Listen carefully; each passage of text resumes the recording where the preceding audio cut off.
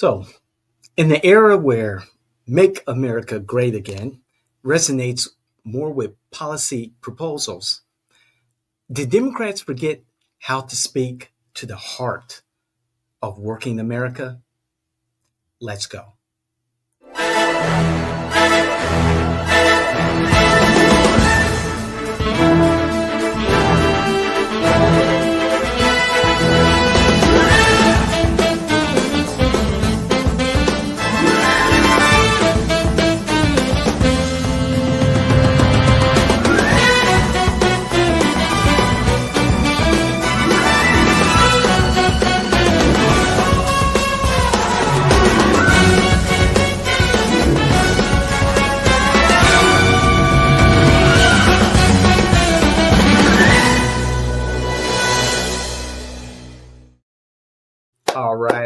All right. This is David Washington, your political innovator here at the Jay Washington Network. So let's explore why Democrats lost their working class base and how decades of societal upheaval shaped Donald J. Trump's 2024 victory.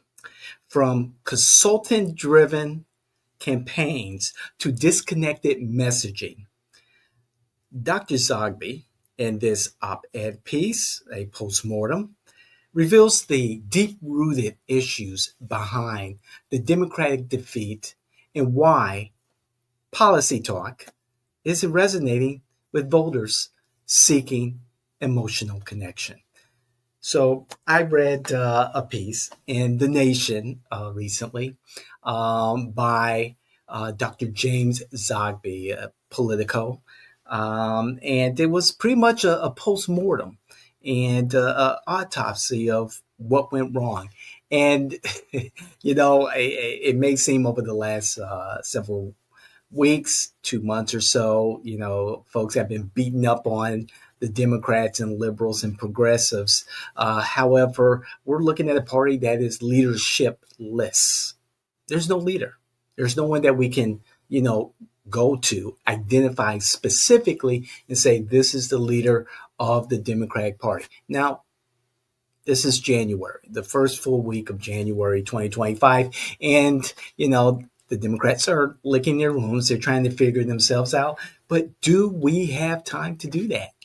Democrats, do you have time to do that? We have President Donald J. Trump swearing in on January 20th at noon to become President Donald J. Trump once again. And the plans are ambitious. There is no doubt that MAGA is mega.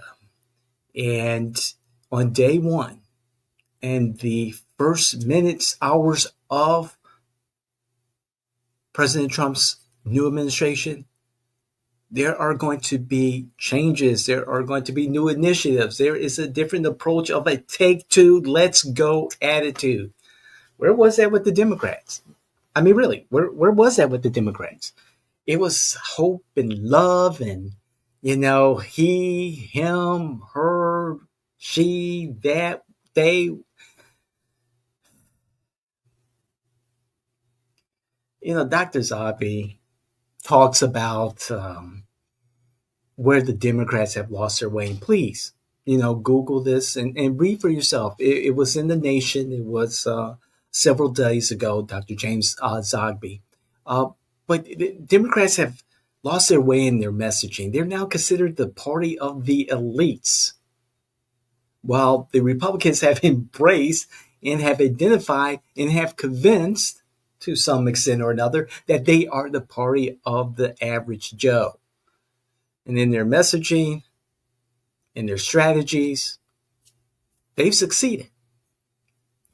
There's so many different things that you could look at the Harris-Walz campaign and say, ugh, in hindsight, maybe we should have gone in this direction. In hindsight, maybe the vice president should have had more interviews off the cuff, unrehearsed. In hindsight, maybe the messaging should have been inclusive in a manner that resonated with voters. The Trump campaign's ad that started off with identifying what the Harris campaign was all about, you know, with the pronouns. And then the end of that particular ad, it said that she's for them and the Trump campaign is for us, or however it was. That was effective. That to to what extent, I really don't know and don't really care. But when I heard it, I can understand why it resonated with voters, those who saw it, those who reported on that particular ad. And in essence, the Democrat Party is a party that has those boxes on the application. Check here if you're this. Check there if you're that. It's a party, if you don't check those boxes to fit within their paradigm of who should be a Democrat or who Democrats would support, then you don't belong. And to some extent, this is what many of the postmortems and autopsies of what occurred in the 2024 election, specifically for Democrats, is discussing. What does the party stand for? I'll let that rest. Really, right now, what does the party stand for when it devolved from talking about those kitchen table issues? How am I going to pay my bills? How am I going to pay my medical bills? How am I going to pay for gas to get to work? How am I going to pay my mobile phone bill? How am I going to pay for my school student loans? Where in the Harris Walls Democratic ecosystem, the messaging, those kitchen table issues were significantly addressed?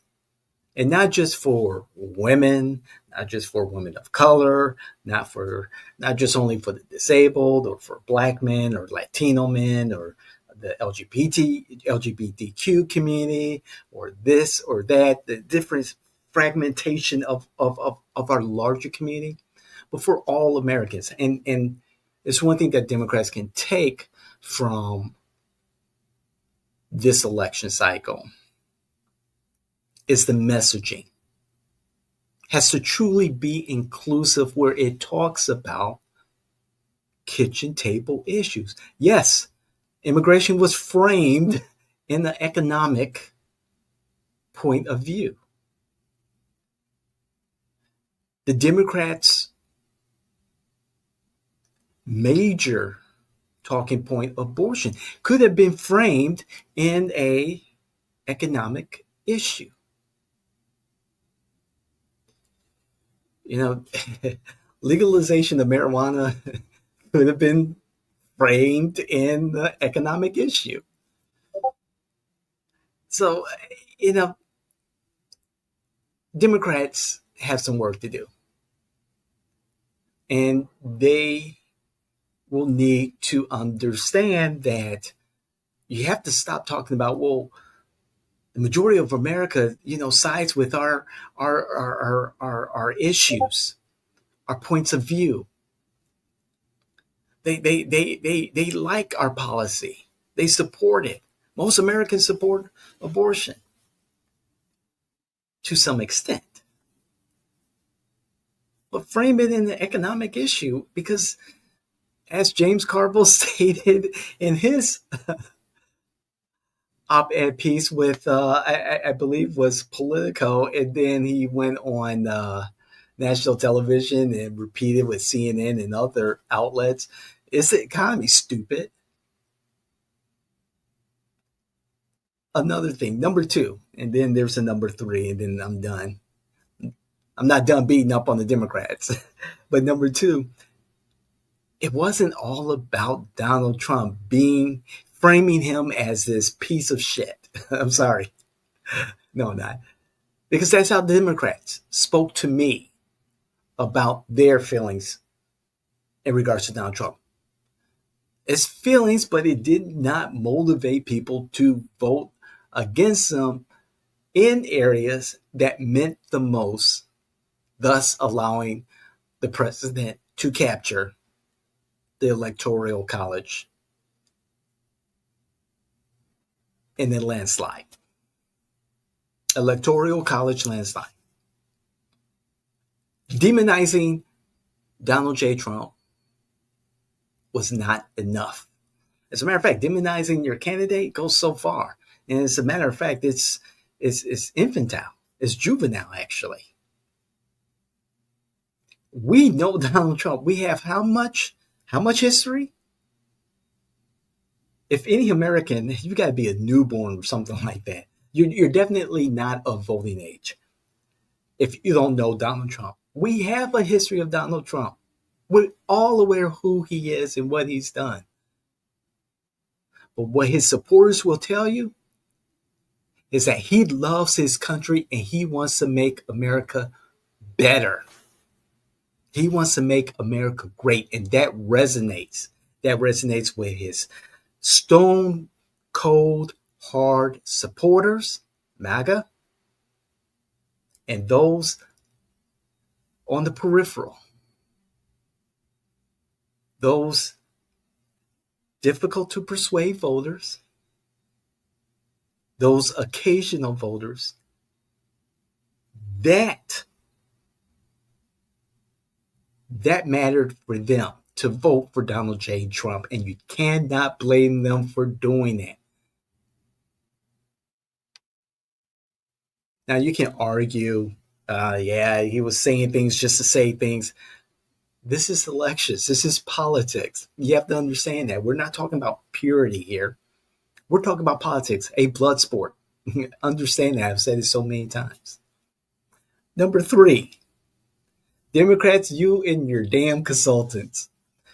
$1.5 billion campaign. And I've heard upwards of $2 billion. The Harris Walz campaign spent so much money. Where did it go? Where did it go? I can't wait till the final finance reports are reported. However, I can tell you, there are consultants who aren't worth a penny who made a nice living off of the carcass of the Harris Walz campaign.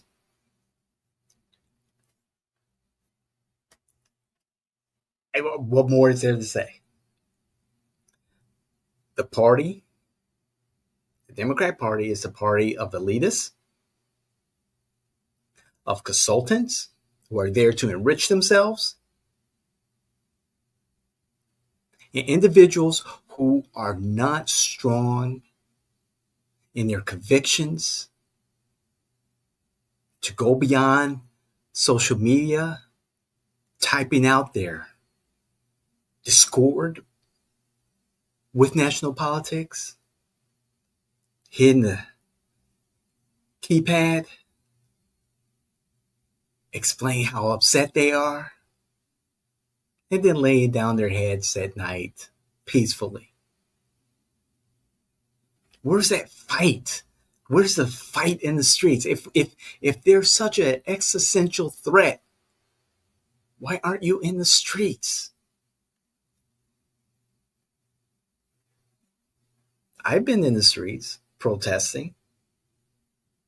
Remember ACT UP? Move On? I protested a long time ago in my youth. Where are the soldiers in the field fighting the good fight? Selfies and group photos. The staged propaganda goes so far. If it means that much, take it to the streets, because MAGA did. And guess what? They have a presidency. Democrats, you need to grow a spine. You need to get out of the echo chamber and start having relationships with people outside of your comfort zone. Get to understand the other side. Open your minds and your hearts to alternative points of view. No one's asking you to agree with them. No, no, no, no, no. No one is asking you to agree with them. What I'm saying